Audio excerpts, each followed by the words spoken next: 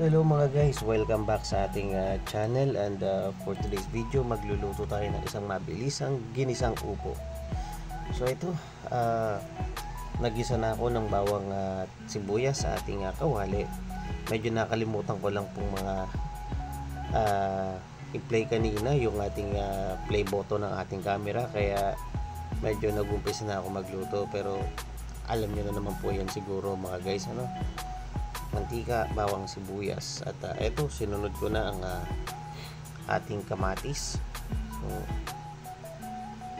eto yung tatlong aromatics na ating gagamitin para sa ating ginisang upo. At kagaya ng ating palaging ginagawa, halo-halo at pitpitin para mas mapakatas natin yung flavor ng ating kamatis.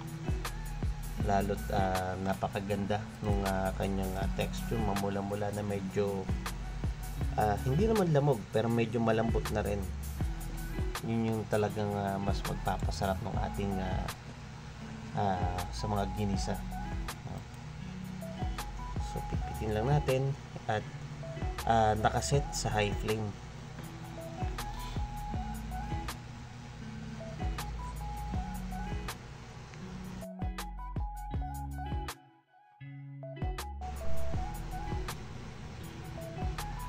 At ayan, pag medyo okay na siya, isusunod naman na natin ang ating ang ating giniling. Hindi pa pala siya ginisa, hilaw pa. Sorry.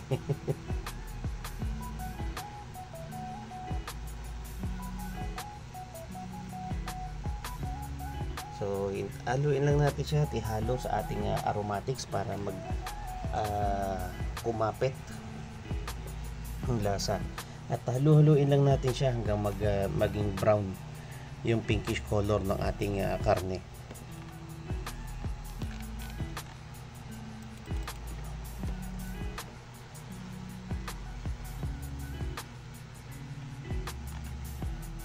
Huwag natin tantanan na nakakahalo mga guys, kasi kundi maninik ito sa ilalim. Lalo't malakas ang ating apoy at manipis ang wok naman na ginagamit natin ay manipis lang.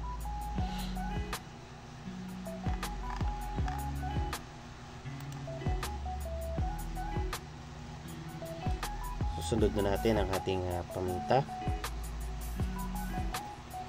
at ang ating patis para mas bibigyan niya ng lasa ang ating ginisang giniling at yung mga aromatics natin, at the same time ma-moisten yung mas mapakatas niya yung ating ginisa dahil sa kanyang salt content, no?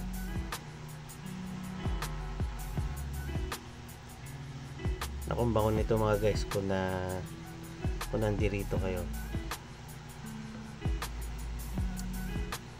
Yan lang muna nating mag ano lang siya dyan, ano, at maya maya ng kaunti lagay na natin ang ating upo. Etong binili ko na to is siguro isang average size ng upo na nakikita natin sa palengke. Medyo ang catch lang talaga sa kanya is medyo malaki siya, pero pag hiniwa mo na siya is ito lang talaga yung kalalabasan. Pero okay lang naman kasi sa amin kami lang naman ng misis kong kakain, tapos sa mga bagets ko ipapatay ko pa lang sa kanila to. Yan, medyo halu-haluin ng konti at palambutin. Actually mga guys, eto ata ang kung di ako nagkakamali, ang isa sa mga gulay na medyo matagal palambutin kumpara mo sa sayote, carrots, or even labanos, no? Mas matagal palambutin ang sayote, ang upo. At ito na naglagay tayo ng kaunting tubig para mas bumilis yung kanyang pagpapalambot sa ating ginisang upo.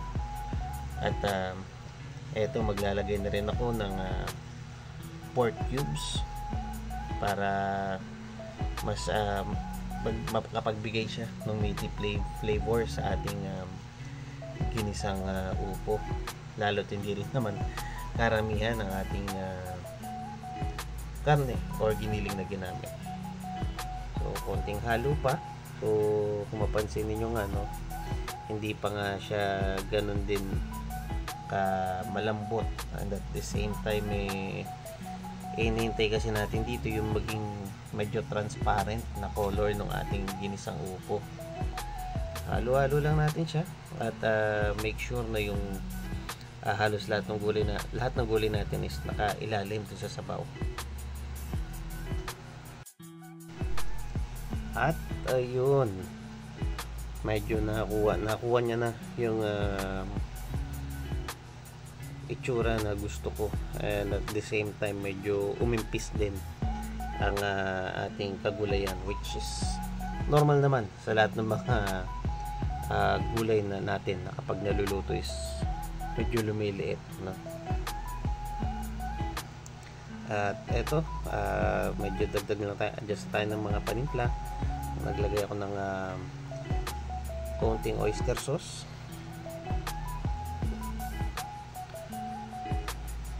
Halo-halo lang natin na kaunti.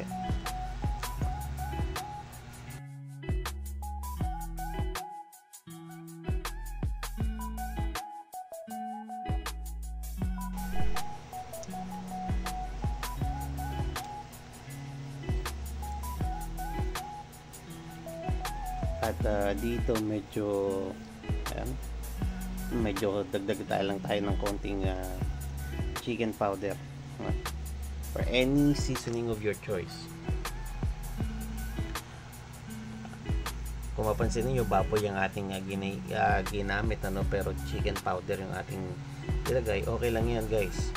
Ito nga pala, naglagay ako ng sugar. And going back do sa ating chicken powder, na sinasabi ko okay lang nga yan kasi it's our universal flavor. Sabi ni Gordon Ramsay at ng mga ibang chef na pwede mo siyang gamitin kasi kahit sa ibang karne like isda or kagaya nito baboy, hindi siya nagmamatter dahil nga universal flavor. At ayun, diba ang bilis, luto na ang ating ginisang upo. Pa-like at subscribe naman po dyan. Salamat and God bless.